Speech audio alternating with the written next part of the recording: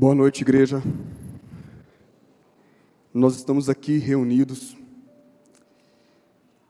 na certeza de que faz sentido esse culto, porque um dia Cristo se entregou na cruz por nós. Faz sentido essa reunião, faz sentido o cantar, faz sentido uma oração, porque Cristo se entregou por todos nós. E nesse início de noite, eu quero convidar a igreja a abrir a palavra do Senhor. Mateus, Evangelho segundo Mateus, capítulo 27, versículo 46 até o versículo 54. Mateus, capítulo 27. O Gólgota era um lugar de tristeza, angústia e dor. Gólgota significa caveira.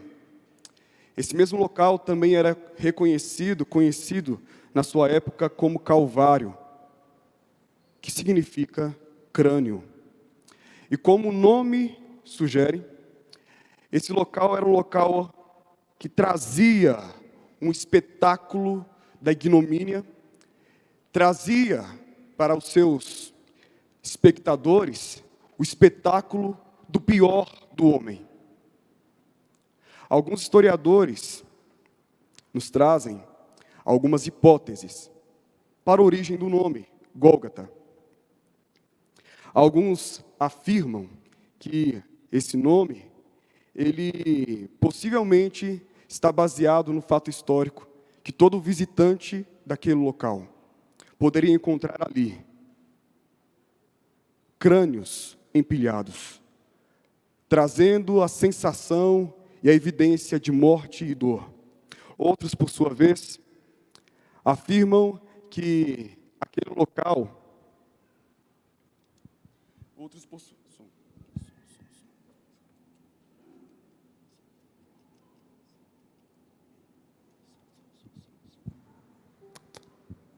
Outros, por sua vez, afirmam que aquele local recebeu esse nome porque ali a própria geografia daquele monte fazia referência a uma caveira. Então era reconhecido por aquilo que o local apresentava. Outros acreditavam que não.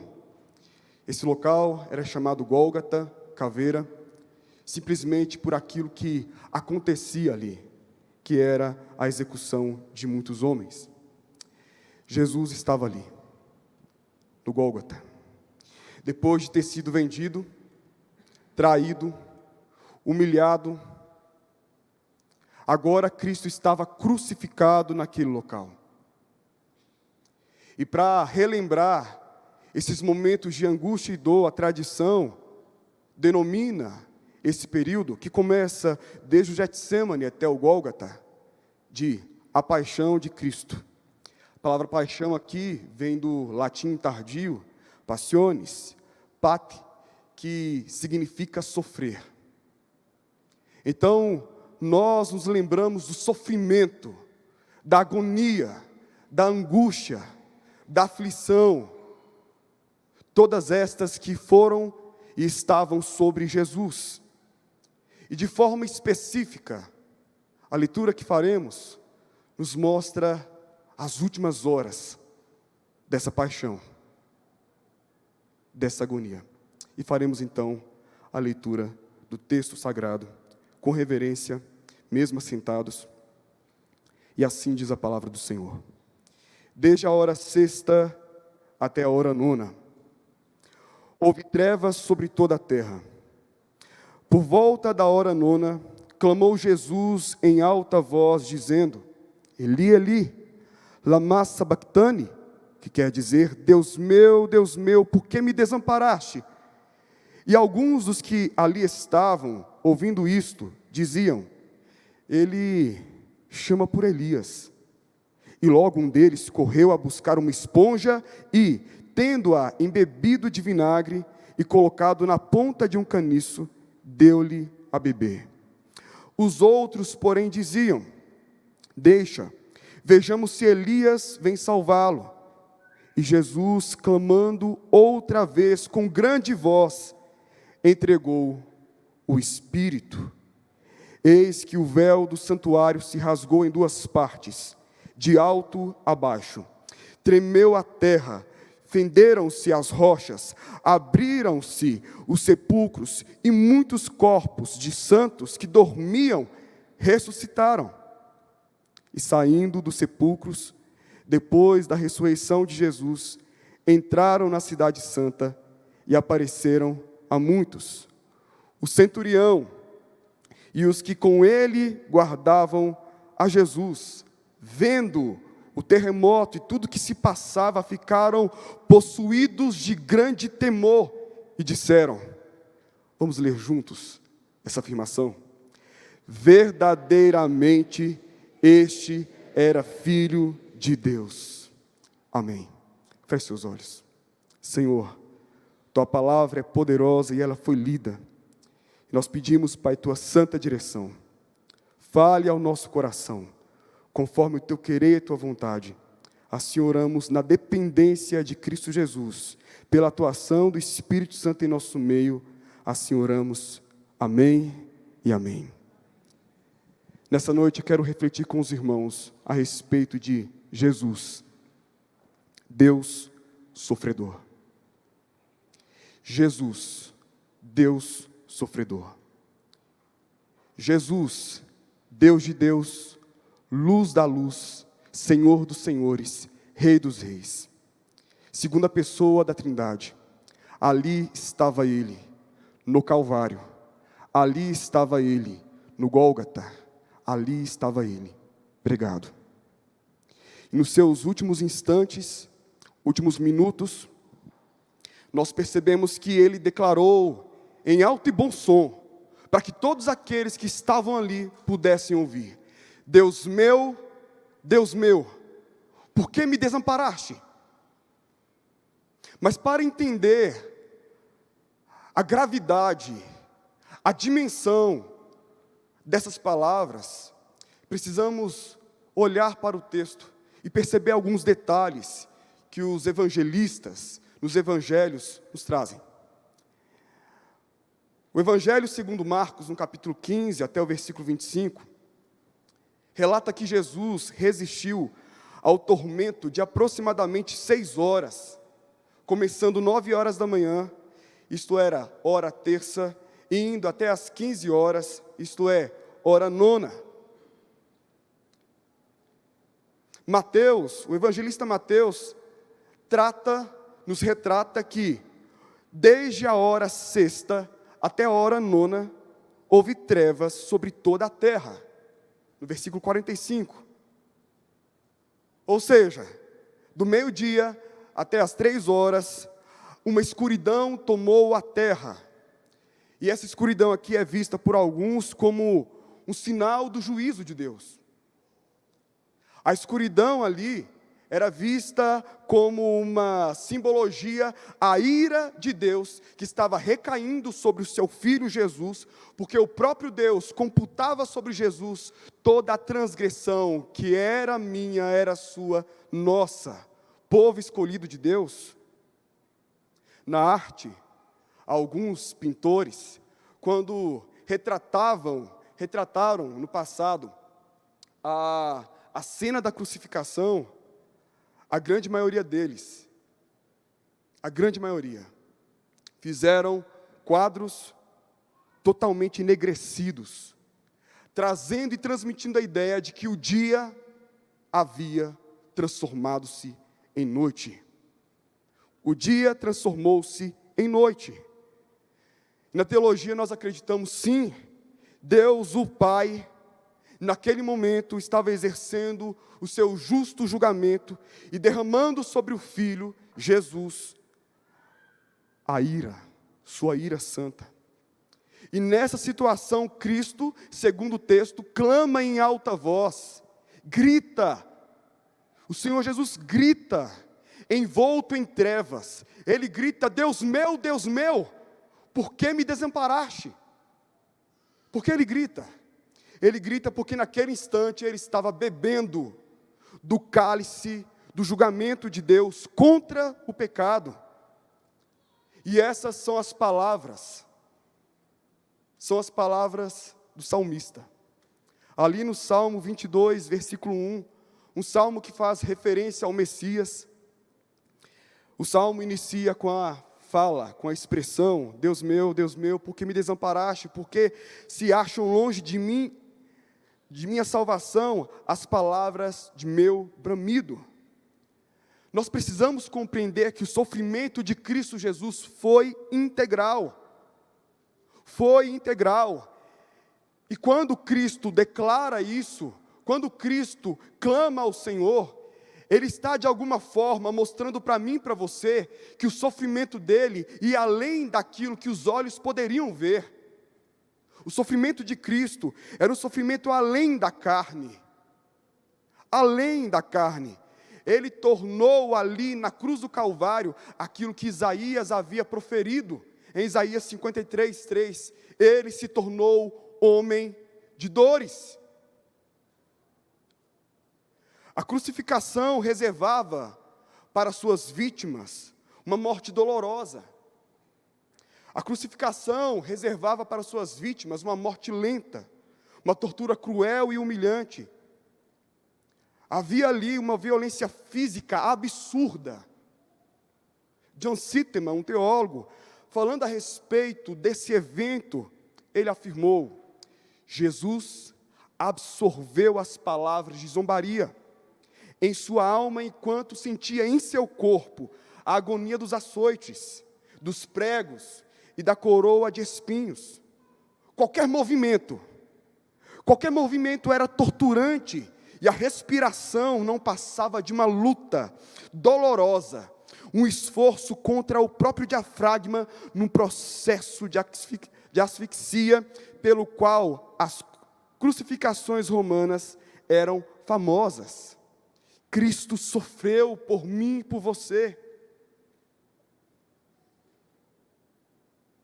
A cruz, enquanto objeto, pesava 139 quilos. O patíbulo, isso é o travessão, onde Cristo foi pregado, alguns acreditam que pesava entre 40 a 60 quilos. Cristo, depois de apanhar, ser humilhado, ele carrega aquele peso, recebendo inúmeras palavras contrárias. Cristo carrega aquele peso por um caminho de aproximadamente 659 metros. E ali naquela cruz, seus braços são estendidos, puxados. E segundo alguns historiadores, os pregos que fincaram Jesus na cruz, tanto pelas mãos como pelos pés, tinham aproximadamente entre 13 a 18 centímetros. Sim, quando nós pensamos no Calvário, quando nós pensamos no Gólgota, de imediato nós pensamos em sofrimento físico, mas vai além.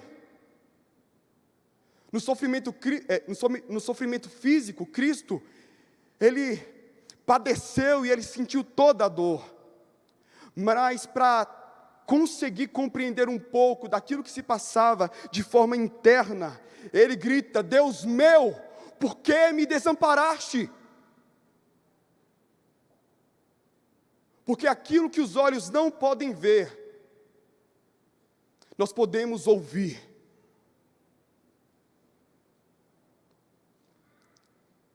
Mas eu tenho uma impressão que a pergunta de Jesus não era retórica.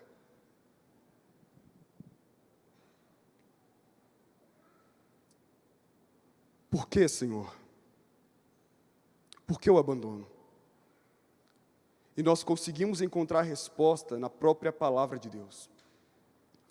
Porque Deus o abandonou?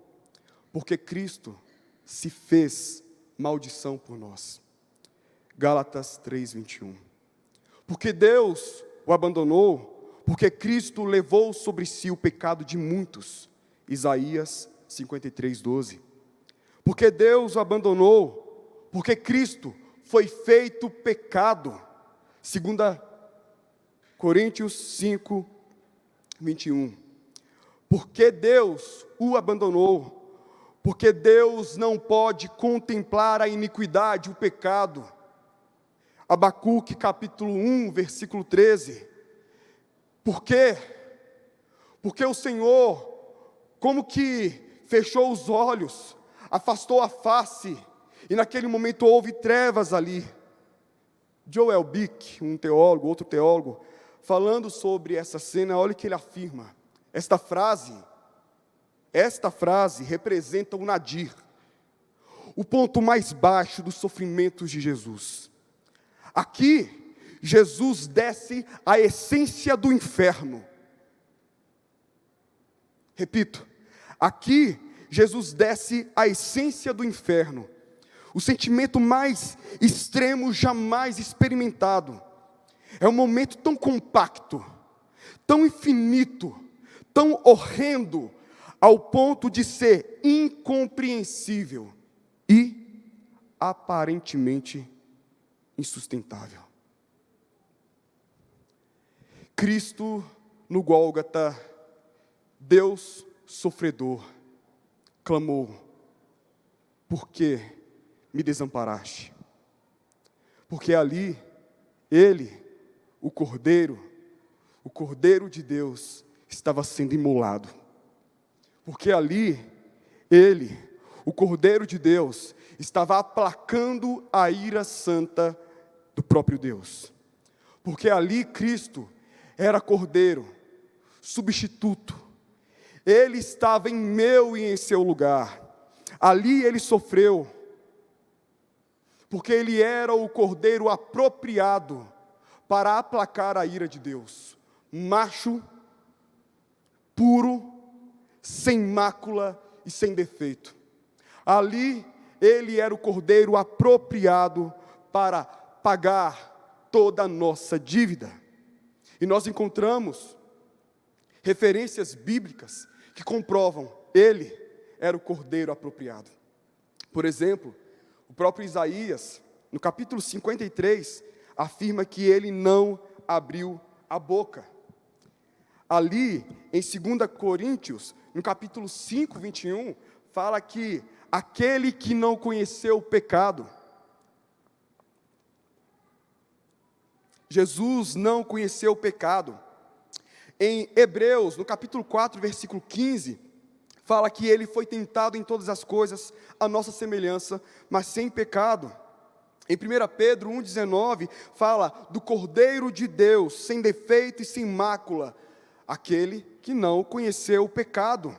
Em 1 João, capítulo 3, versículo 5, afirma: Ele, Jesus, se manifestou para tirar os nossos pecados, e nele não há pecado. Ele era o Cordeiro apropriado para nos perdoar. E sabe por que Ele gritou: por que me desamparaste? Para que nós, estando nele, jamais disséssemos o mesmo. Ele gritou: por que me desamparaste? Para que nós, estando nele, jamais disséssemos o mesmo. É verdade, na vida, muitas vezes passamos por aflições. É verdade que na vida, muitas vezes, somos angustiados. É verdade que muitas vezes o Senhor ouvirá dos nossos lábios: Deus meu, Deus meu.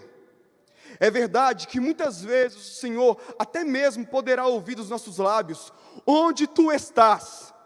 Mas jamais aquele que está em Jesus poderá afirmar ao Deus Todo-Poderoso: por que me desamparaste? Porque nós estamos nele, pelo sangue de Jesus. Nós vivemos comunhão restaurada com o Pai, pelo sangue de Jesus.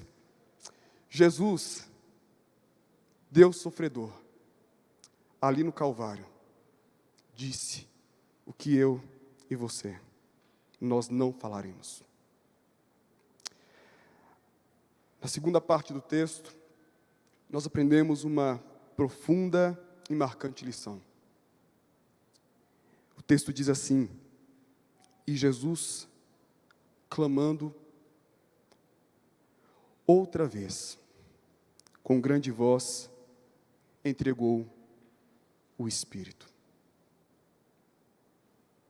Ainda sentindo dores, com dificuldade, às vezes, para falar, ele encontra forças e no impulso, ele clama outra vez, dizendo com grande voz, e entrega então o seu Espírito. Os evangelistas, relatando essa cena e essas palavras, por exemplo, Marcos, ele diz assim: mas Jesus, com alto brado, expirou. Lucas, no capítulo 23, versículo 46, afirma: Jesus bradou em alta voz: Pai, nas tuas mãos entrego o meu espírito. Tendo dito isso, expirou. João relata: disse Jesus, está consumado. Com isso, curvou a cabeça e entregou o Espírito. Em todos os casos citados, em todos, nenhum dos evangelistas, nenhum evangelho, traz o termo morte. Todos eles usaram a expressão idiomática, entregou o Espírito. Acredita-se que os evangelistas queriam trazer a ideia de que Jesus, ou melhor, a morte, não reclamou Jesus como uma vítima. A morte não reclamou Jesus como uma vítima, mas para cumprir aquilo que ele mesmo disse, ali em João 10, 17 e 18, Jesus se entregou. O que foi que ele disse em João 10? Ele disse assim: por isso o Pai me ama, porque eu dou minha vida para a reassumir. Ninguém a tira de mim, pelo contrário, eu espontaneamente a dou. Tenho autoridade para entregar e também reavê-la. Este mandato recebi de meu Pai. Jesus tem total controle sobre a vida e sobre a morte. E é por isso que o texto bíblico é claro, dizendo que ele entregou a sua vida. Ele entregou. E olha que interessante. Quando nós olhamos para as Escrituras e começamos a procurar qual a relação de Cristo com a vida e qual a sua relação com a morte, nós encontramos algumas coisas interessantes. Por exemplo, na sua relação com a vida, o próprio Cristo afirmou, testemunhou: eu sou o caminho, a verdade e a vida. O próprio Cristo testemunhou: eu sou o pão da vida. E também disse: eu sou a água da vida. Testemunhando a respeito dele, os apóstolos falaram, ali em Atos 3,15, Jesus é o autor da vida. João, no capítulo 1, versículo 4, afirma: a vida estava nele, e a vida era a luz dos homens. E o próprio João, em 1 João 1,1, afirma a respeito de Jesus como aquele que é o verbo da vida. A vida é propriedade de Jesus, a vida está sob o poder de Jesus. E a morte? A morte é consequência, salário do pecado. Sabemos disso conforme Romanos 6, 23. A morte é o último inimigo a ser vencido, conforme 1 Coríntios. A morte é a perturbação do Shalom. A morte é a nota dissonante da criação de Deus. Na visão do Cristo ressurreto, João, ao escrever Apocalipse, ele relata: quando vi Cristo ressurreto, caí a seus pés como morto. Porém ele pôs sobre minha mão direita, dizendo: não temas, eu sou o primeiro e o último, aquele que vive. estive morto, mas eis que vivo pelos séculos dos séculos, e tenho as chaves da morte e do inferno. Esse é o nosso Jesus. Ele é Senhor sobre a vida. Ele tem autoridade, até mesmo sobre a morte e sobre o inferno. E era esse Jesus que de forma voluntária se entregou na cruz, o que na teologia nós chamamos de obediência passiva. Jesus não foi uma vítima involuntária ao sofrer as consequências das transgressões, não. Ele recebeu sobre si todas as penalidades das transgressões do seu povo, porque ele se entregou voluntariamente, ele se submeteu à morte e morte de cruz. Mas pastor, e aquele Judas, traíra, conspirou contra Jesus, vendeu o seu próprio amigo? Jesus não estava nas mãos de Judas. Mas os saduceus, os líderes religiosos, alguns mestres, que tiveram todo aquele esforço e articulação para, de alguma forma, matar Jesus, a vida de Jesus não estava nas mãos deles. Mas Pilatos, que conforme nosso credo afirmamos, padeceu sob o poder de Pôncio Pilatos. É verdade, mas a vida de Jesus não estava nas mãos dele. Judas, aqueles homens religiosos, Pilatos e todos os outros estavam sobre o domínio, o controle e a providência divina. E Jesus, de forma voluntária, naquele dia, entrega a sua vida. Os agentes humanos e circunstanciais não violariam o poder que Jesus tem sobre a sua vida e sobre a sua entrega.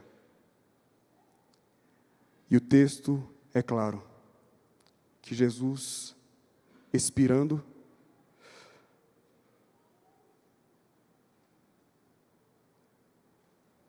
entregou. E o que nós poderíamos imaginar é que depois que Jesus entregou a sua vida, haveria um silêncio. Não foi assim. Porque daí, diante da morte do nosso Senhor, nós encontramos, segundo o relato de Mateus, um triplo resultado. Diante da morte de Jesus, o véu do templo foi rasgado, a terra abalada e os túmulos foram abertos, e bocas confessaram. O véu do templo foi rasgado. Quando Cristo se entregou, diz o texto, e eis que o véu do templo se rasgou em dois, de alto a baixo. O véu que estava ali no templo fazia separação entre o santo lugar e os santos dos santos. Uma implicação teológica dizendo e falando a respeito do distanciamento que havia entre o Deus Santo e o seu povo. E agora esse véu sendo rasgado de alto a baixo, era uma forma de Deus pregar, anunciar ao seu povo: meus filhos, aquilo que estava entre nós, aquilo que era obstáculo no caminho entre a minha relação contigo, o Senhor Jesus, por sua entrega, retirou. E o escritor de Hebreus, retratando essa sublime verdade, afirmou: tendo, pois, irmãos, intrepidez para entrar no santo dos santos. Por quê? Porque somos bons? Não. Porque somos religiosos? Não. Por que então? Pelo sangue de Jesus, pelo novo e vivo caminho que Ele nos consagrou pelo véu, isto é, pela sua carne, e essa moída na cruz. Quando Jesus entregou por mim e por você, o véu do templo foi rasgado. Nós temos reconciliação com o Senhor. Quando Jesus se entregou, o texto é claro, a terra tremeu e o túmulo, ou os túmulos de santos foram abertos, e eles ressuscitaram, e eles entraram na cidade, e todos puderam contemplar aquilo, o que houve, o que a natureza, o que o mundo estava anunciando naquele momento. Estava anunciando que o Senhor Jesus venceu a morte.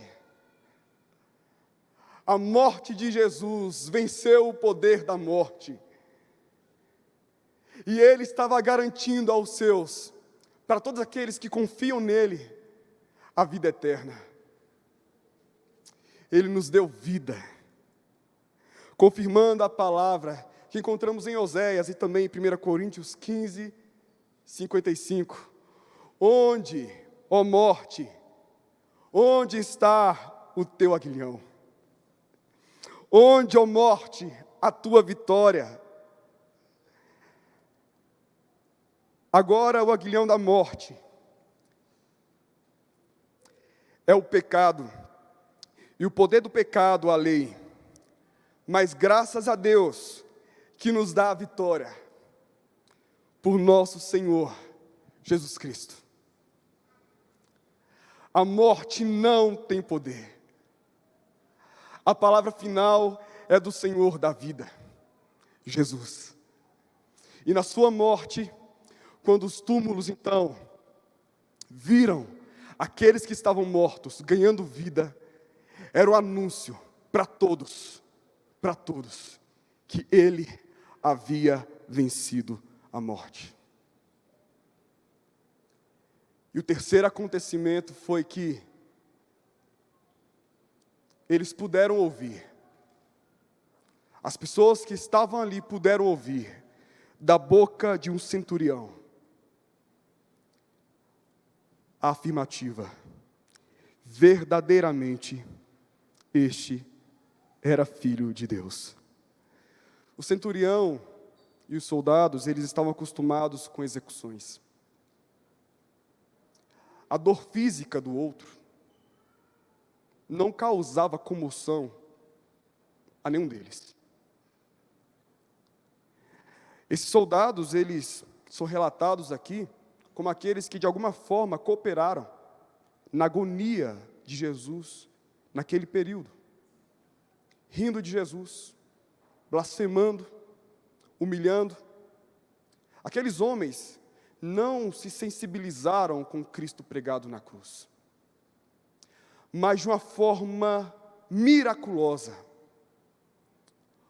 O centurião, aquele homem endurecido pela atrocidade humana, ele declara uma verdade: verdadeiramente este é filho de Deus. Lucas, o evangelista Lucas, relatando o mesmo episódio, diz assim: vendo o centurião o que tinha acontecido, deu glória a Deus.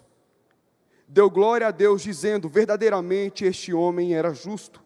E todas as multidões reunidas para este espetáculo, vendo o que havia acontecido, retiraram-se a lamentar, batendo nos peitos.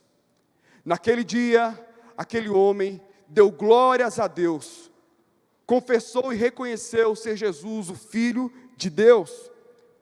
Crisóstomo, da tradição cristã, afirma que posteriormente aquele homem publicou a fé cristã, e o seu nome foi contado entre os mártires da igreja. Jesus, ao se entregar voluntariamente naquela cruz, por mim e por você, Ele estava garantindo para todos nós, povo de Deus,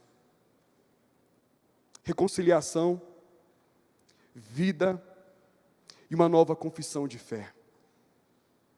Reconciliação, vida e uma nova confissão de fé.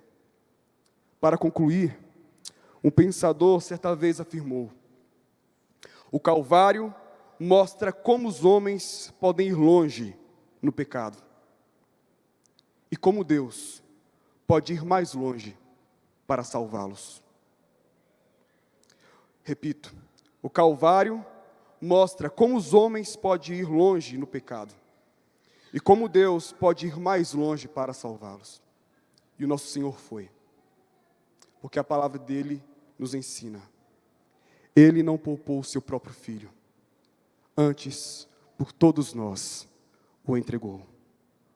Nosso desafio nessa noite é olhar para o Gólgota,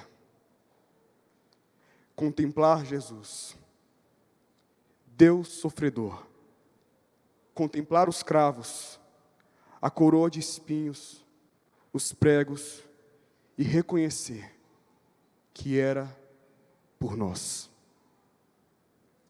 Um poeta, tentando retratar tudo isso que aconteceu, certa vez disse, e eu peço licença para ler essa poesia para toda a igreja. Abre aspas. Um dia um poeta, fazendo referência ao mestre amado, disse: o berço que ele usou na estrebaria, por acaso era dele? Era emprestado. E o manso jumentinho, em que em Jerusalém chegou montado e palmas recebeu pelo caminho, por acaso era dele? Não, era emprestado. E o quarto em que ceou, ao lado dos discípulos, ao lado de Judas que o traiu, de Pedro que o negou, por acaso era dele? Não, era emprestado. E o berço tumular, que depois do Calvário foi usado, e de onde havia de ressuscitar, o túmulo era dele? Não, era emprestado. Enfim, nada era dele, mas a coroa que ele usou na cruz, e a cruz que carregou onde morreu, essas eram de fato de Jesus. Isso disse um poeta certo dia, numa hora de busca da verdade, mas não aceito essa filosofia, que contraria a própria realidade. O jumento, o berço, o quarto, a sepultura, eram dele a partir da criação. Ele os criou, assim diz a Escritura. Mas a cruz que ele usou, a rude cruz, a cruz negra e mesquinha, onde os meus crimes todos expiou, essa cruz não era sua, era minha. Que Deus nos abençoe, e que possamos contemplar diariamente esse Calvário, e lembrar, foi por mim, foi por amor.